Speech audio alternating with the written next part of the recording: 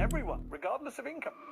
Cities like Stockton, California have piloted basic income programs, sending qualified residents payments every month. How far can these programs be expanded? And are they really the key to alleviating poverty in America, or too utopian and too expensive an idea?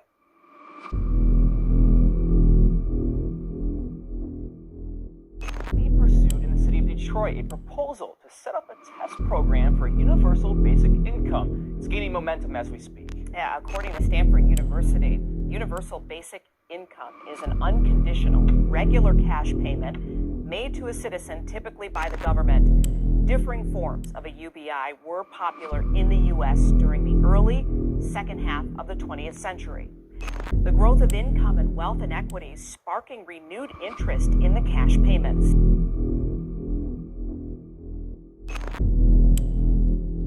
At or below the poverty level, $500 a month. Funding would come from a mix of Federal Recovery Act dollars and donations from the business community. A similar initiative has already passed in nearby Ann Arbor by their city council. Childcare, transportation, healthcare.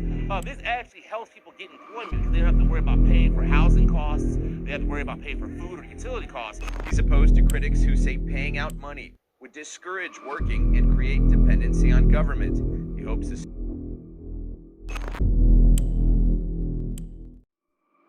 People between the ages of 18 and 24 will be randomly selected to receive $1,000 a month for 3 years. To qualify, participants must be enrolled in the county's GROW program, or General Relief Opportunities for Work.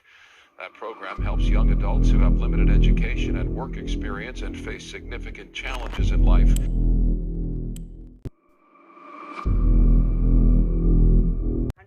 billion over a 12-month period of time.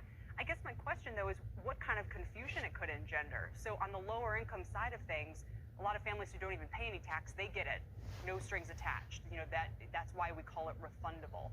But once you start moving into the middle income areas, it offsets. Tacoma hopes to answer by this time next year.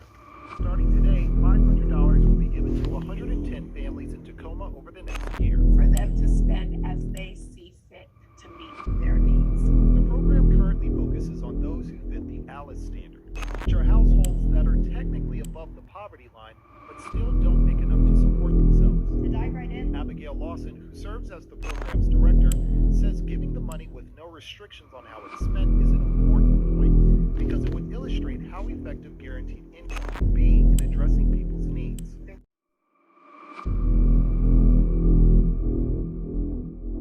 So innovative. Our living standards are not that great. Our infant mortality and child poverty rates are among the highest in the developed world. Americans can expect to live shorter and sicker lives compared with people living in many other rich democracies. We have the highest incarceration rate in the world. And of the 10 richest countries, the United States comes in last in terms of mobility and opportunity. The United States is so rich, and yet so many of its citizens remain impoverished.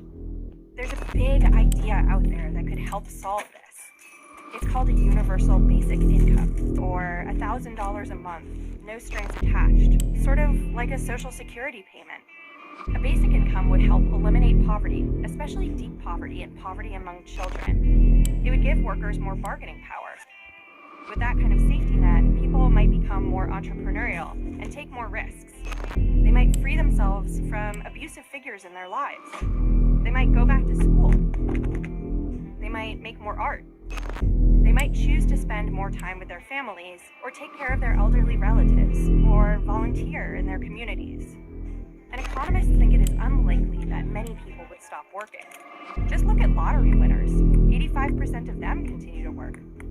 Studies even show that people might be more productive, healthier, happier, and more cohesive as a society. Most importantly, a UBI would give Americans basic security and more control over their lives. There are some downsides to a UBI. It would cost a lot, though the United States is a relatively low-tax country right now, and we could afford it. It might lead some people to stop working, particularly older workers, younger workers, and the parents of little kids. It might create inflation with prices rising, since everybody would have more money to spend. It also might grate against our deep-seated belief that nobody should get something for nothing. The idea of a basic income isn't new. It's been around for more than 500 years, with everybody from Martin Luther King Jr. to Richard Nixon to Bill Gates supporting some version of it. We're living in a time of great technological advancement and enormous abundance, but poverty continues. Some families have private inheritances, passing on their accumulated wealth. A basic income would be like a social inheritance, sharing the wealth that this society has created and eliminating deprivation for everybody.